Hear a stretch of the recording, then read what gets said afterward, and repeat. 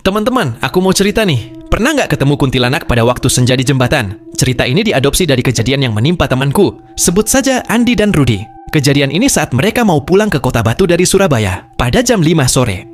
Matahari mulai condong ke barat, memancarkan cahaya jingga kemerahan yang menelusup di sela-sela pepohonan lebat di sepanjang jalan pegunungan, hingga akhirnya cahaya itu tenggelam. Dan waktu maghrib datang, angin malam yang dingin menusuk kulit, bercampur dengan aroma khas dedaunan basah. Rudy dan Andi, dua sahabat yang baru saja pulang dari Surabaya, melajukan sepeda motor mereka menuju Batu. Perjalanan itu seharusnya menyenangkan, tetapi suasana berubah mencekam saat mereka mulai memasuki kawasan Jalan T di lereng Gunung Arjuno dan Welireng. Rudy yang mengendarai motor melirik sekilas ke kaca spion. "Andi, kok sepi banget ya?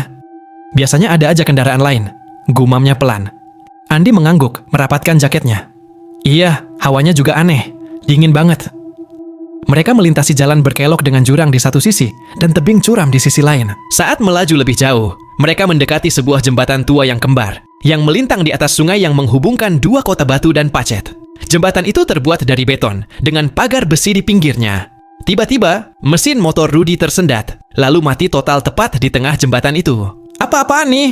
Rudy mencoba menyalakan ulang, tetapi mesin hanya menggeram pelan, lalu diam. Andi turun dari motor, menendang-nendang kerikil kecil dengan gusar. "Coba cek bensinnya." "Bensinnya masih penuh," jawab Rudy. Saat mereka sibuk memeriksa, udara di sekitar mereka mendadak menjadi lebih dingin. Angin berhenti berhembus, seolah-olah waktu ikut terhenti. Suara jangkrik pun lenyap, menyisakan keheningan mencekam. Andi tiba-tiba merasa ada yang mengawasi. Ia menoleh perlahan ke arah ujung jembatan, dan di sanalah ia melihatnya. Sosok perempuan berambut panjang terurai, mengenakan gaun putih kusam yang melayang-layang seperti tanpa berat. Wajahnya samar tertutup rambut hitam legam, tapi senyum lebar yang tidak wajar terlihat jelas di bawah kegelapan remang-remang malam. Mata Andi membelalak. "Rudy! Ruru! Lihat itu!" Suaranya bergetar. Rudy menoleh dan napasnya tercekat. Sosok itu melayang perlahan ke arah mereka, tanpa menggerakkan kaki.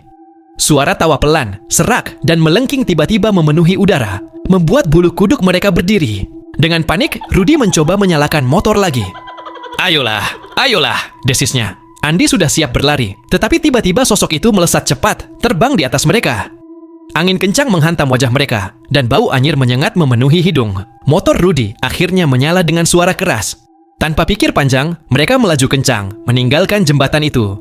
Tapi di kaca spion, Rudy melihat sesuatu yang membuat darahnya membeku. Sosok itu terbang mengikuti mereka. Matanya merah menyala, mulutnya menganga lebar, menampakkan gigi-gigi tajam. Mereka melaju secepat mungkin, melintasi jalan berkelok tanpa berani menoleh ke belakang. Setelah beberapa kilometer, mereka tiba-tiba mendengar tawa itu menghilang. Suasana kembali normal. Angin berhembus lembut, suara jangkrik kembali terdengar. Mereka berhenti di sebuah warung kopi kecil di pinggir jalan. Wajah mereka pucat, keringat dingin membasahi tubuh. Seorang bapak tua di warung itu memandang mereka dengan curiga. "Kalian habis lewat jembatan kembar, ya?" tanyanya. Rudy dan Andi hanya mengangguk pelan, masih gemetar. Bapak itu menghela napas panjang. "Sudah sering ada yang melihat dia di sana. Katanya dulu ada perempuan yang bunuh diri di jembatan itu. Sampai sekarang arwahnya belum tenang." Sejak hari itu, Rudy dan Andi tak pernah lagi melewati jalan pegunungan itu saat senja atau malam hari. Tawa serak mengerikan itu tetap terngiang di telinga mereka, mengingatkan akan sosok yang tak seharusnya mereka lihat. Dan cerita selesai. Ilah, teman-teman, terima kasih sudah mendengarkan cerita ini. Jangan lupa di follow ya, agar bisa mendengar cerita horor lainnya.